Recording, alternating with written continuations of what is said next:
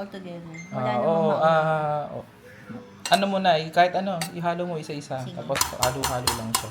Again, this is my first time, kaya ang asawa ko ang nagtuturo sa akin. Yeah. Half mo lang muna. Sige pa. Okay. Tapos yung carrots naman.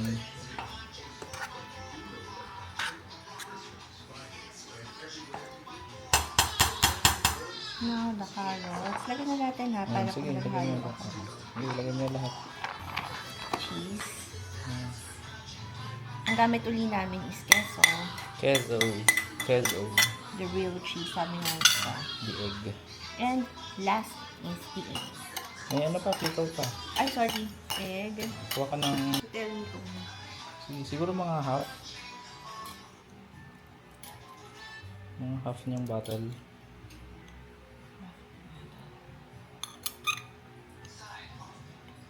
Sige, okay na yan. Yan na muna. Okay na lang. Yan yan.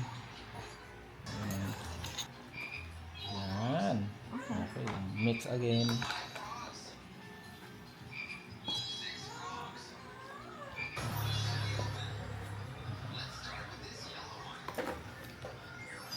Okay. Yan yan. Tapos mayonnaise na.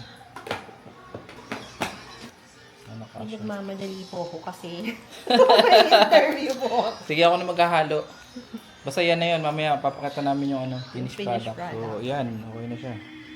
Nahalo na. Sana masarap. Okay. So, Okay. katatapos na ng interview ko, tikman natin. Kamusta? Ang Ang lasa interview niya? ba? Ano?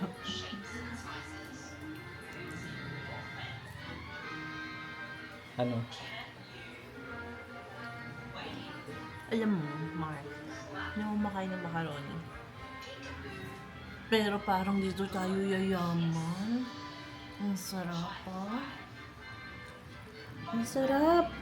Partida, hindi pa ito malamig, ah. Malinamnam siya. Ba't siya masarap? Bakit hindi ganito yung natitikman ko na ano? Siyempre, ano ko yan eh. Specialty ko yan. Masarap siya.